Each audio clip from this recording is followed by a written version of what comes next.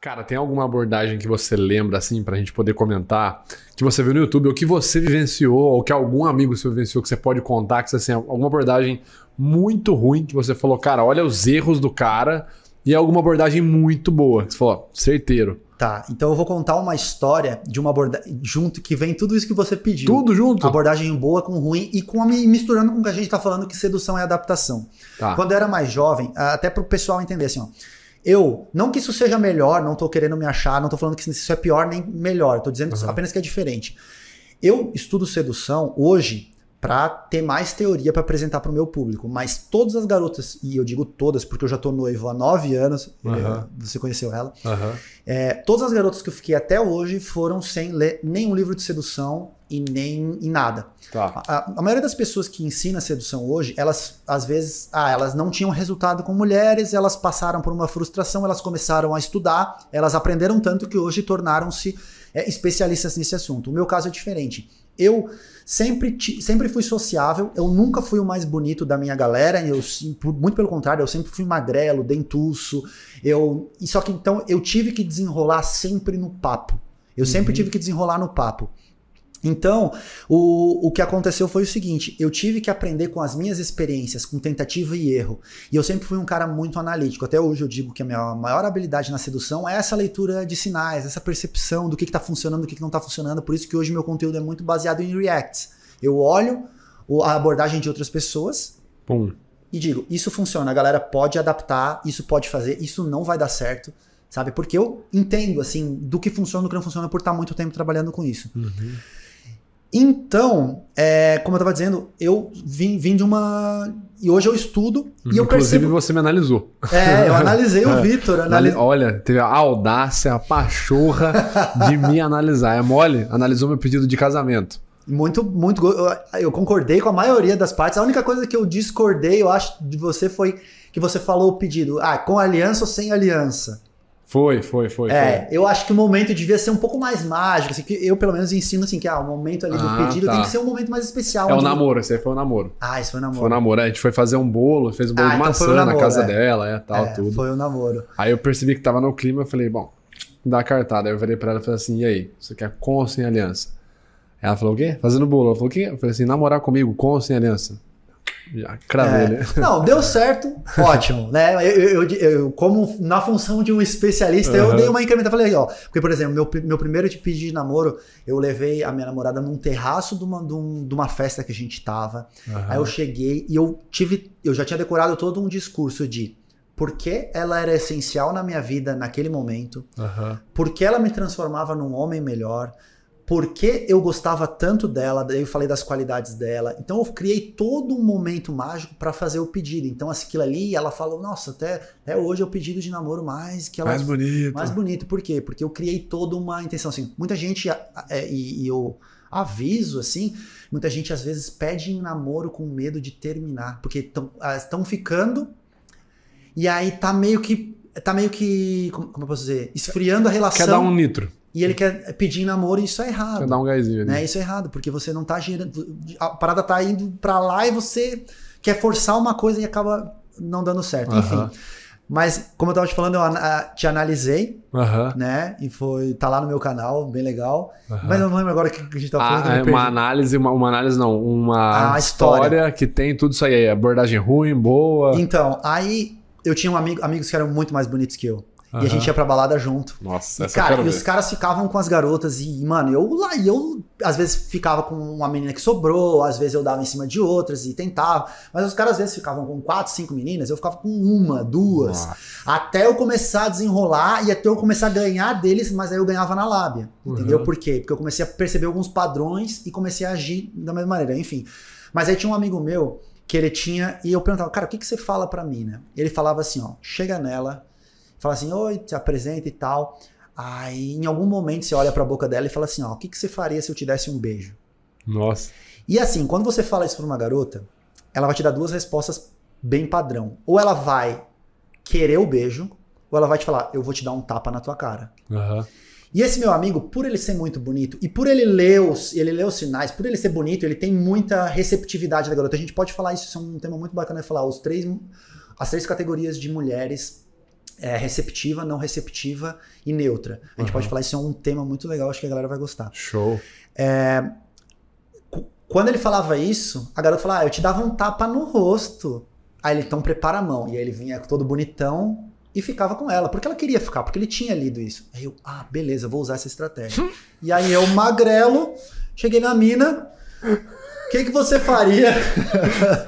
O que você faria se eu te desse se eu te roubasse um beijo? Ela disse, eu te dou um tapa na cara, então prepara a mão. E ela, pau! Eu, meu Deus do céu, pra você ver como sedução é adaptação. Você não pode usar uma rotina pronta com todas as garotas, que vai ter horas que vai funcionar, tem horas que não vai funcionar.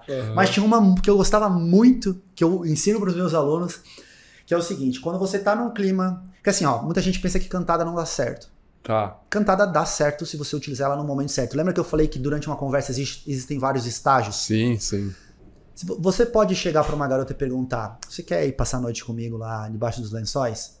Pra uma garota, você pode falar isso pra ela?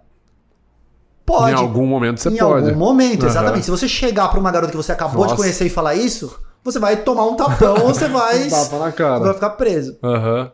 Aí, então, em algum momento você pode pegar e falar pra garota... Em algum momento você pode pegar e falar pra garota isso, né? Então, tudo é um momento. Então, cantada às vezes funciona. Então, em momentos que eu sentia que existia uma intimidade com a garota, que era um momento que eu já tava ali com a aproximação do meu corpo próximo a ela permitindo, em algum momento que ela estava rindo muito das minhas piadas, eu falava o seguinte, eu olhava pra ela e falava assim, nossa... A gente tá um tempão conversando, eu só penso numa coisa. Esse seu beijo deve ser uma delícia pra ser assim tão difícil.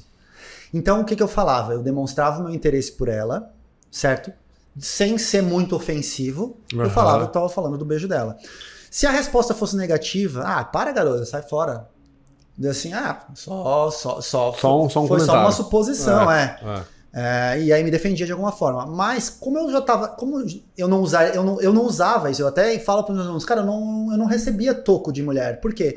Porque eu não ultrapassava o limite se eu não percebia os sinais de interesse. Não tem como você tomar toco se você não tentar um negócio que leve ao toco. Exatamente. Então assim, eu interagia com as garotas, interagia. Colhia a maior quantidade de sinais possível. Quando eu via que era 100% de certeza... Aí vai o checkmate, entendeu? Que doido. Caso contrário, eu só mantinha a interação. Obrigado, prazer te conhecer, tchau. E não queimava aquela ficha, porque aquela ficha poderia, às vezes, a rejeição da garota não é pra você, é pro momento.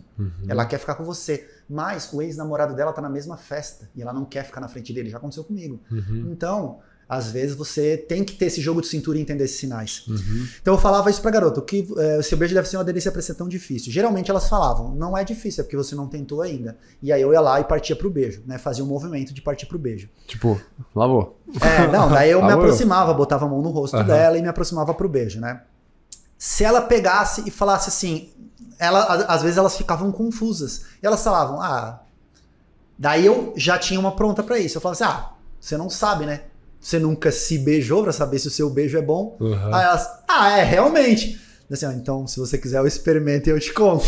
Aí eu quebrava o clima de novo. Entendeu? Bom. Então, esse aí rolava. Eu fiquei com muitas garotas usando essa. E foi uma rotina de graça pra vocês. Já aprenderam uma cantada matadora, que é conteúdo exclusivo, cara. Mas não usa isso fora do tom. Tem que ter muita intimidade. Contexto, prudência. Exatamente. Não adianta você chegar... Ou carnaval, né? Que carnaval aí tá permitido. Carnaval...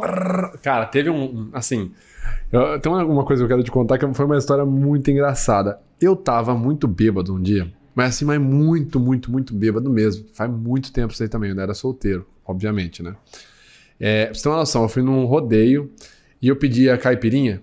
E o cara fazia a caipirinha naqueles copos plásticos, só que ele colocava muito suco de limão e tal. Eu falei, tem como você fazer um copo pra mim só com vodka?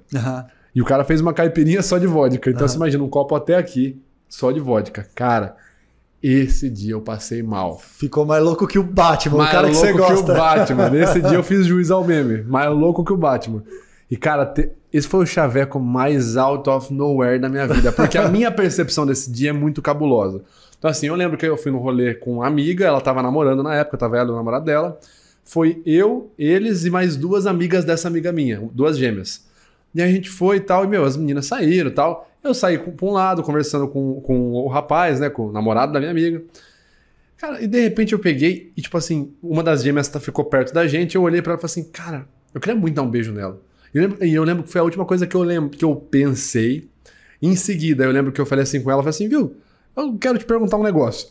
Aí eu não lembro o que eu falei pra ela, eu sei que eu parei, eu lembro, essa memória eu olhando pra cara dela, ela assim, você vai me beijar? Aí eu acho que eu vou. E aí foi o beijo. E funcionou? Cara, eu não sei o que eu falei, funcionou. Eu não sei o que eu falei, eu falei, eu quero te perguntar um negócio. Eu não lembro o que eu falei. Pô, entendeu? aí é sacanagem com os caras. Ai, meu Deus, e agora, e agora? Eu acho que eu não falei nada. Eu acho que eu cheguei, tipo, eu quero te perguntar um negócio. E fiquei parado olhando pra cara dela e ela, tipo, você vai me beijar? Aí eu falei, eu acho que eu vou. Durante aquele momento que tu tava olhando pra ela, deu daqueles flash que o cara apaga, daí você não sabe se tinha alguma coisa naquele meio ou se passou em um segundo. Porque tá vodka é assim, né? Você toma um copo, 2, o terceiro você já tá no seu quarto, assim, olhando em volta, o que aconteceu? Acordando tonto na cama, assim, a cama rodando. Tem isso. Cara, isso foi um negócio muito doido.